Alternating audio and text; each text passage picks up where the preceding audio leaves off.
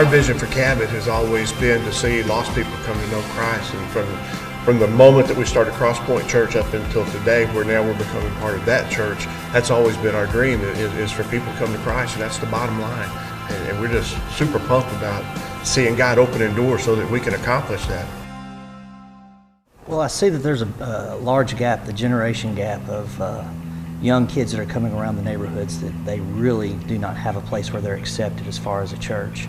And what we're trying to do is set up a place where, you know, everybody of every walk of life could be a part in and can be invested in and be loved when they walked in the door without the worry and fear of being rejected.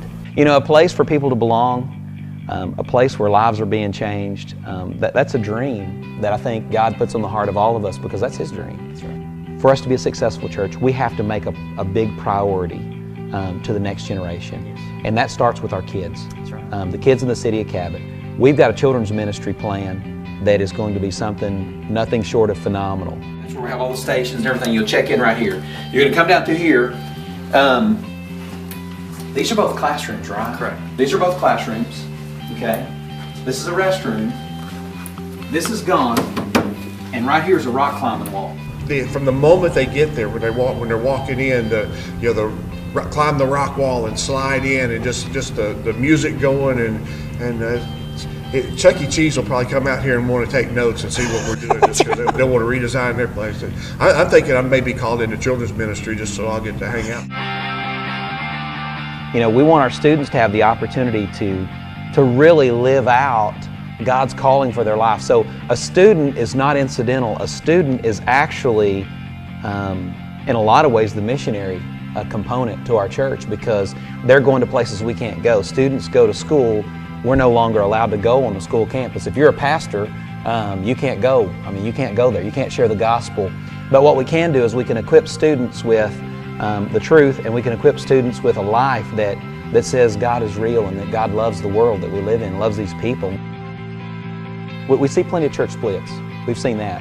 But what about when a group of churches decide to lay aside pride, ownership of their own, whatever, and come together and say, hey, let's come together and take the best of what we've got and put our best foot forward so that God is glorified in a city as one. Churches are really good at making converts out of other Christians and bringing other Christians in, but they've not been effective at reaching the lost and where they're at.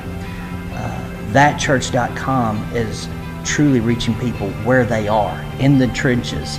I love the analogy of you're getting dirty in the ministry so that you can clean somebody's sin. And we don't have that ability. That only comes through Jesus Christ.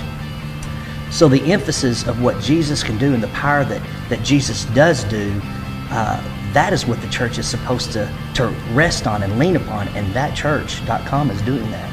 From this spot right here where we're sitting right now, if you draw a circle 5 miles around, there's between 45 and 50,000 people right here. And if you look at the records that churches provide, and we know how preachers count, but if you look at their records, 80% of people of that 50,000 do not have a church home. They're not connected to a church. You have to assume the majority of those do not know Christ. We're living in the uttermost. This is the mission field. This is where Jesus needs to be preached. This is where the gospel has to be proclaimed. Right here, right now. This is for such a time as this. We're in this place to win the lost to Christ. That's right. And everywhere you look, it's your school teachers, the kids that your kids are playing with, the doctor that you go to, the guys that's doing your taxes, the checker at Walmart that's checking out your groceries. Those people need to know Christ. And it's for right now, right here, today. That's why we're here.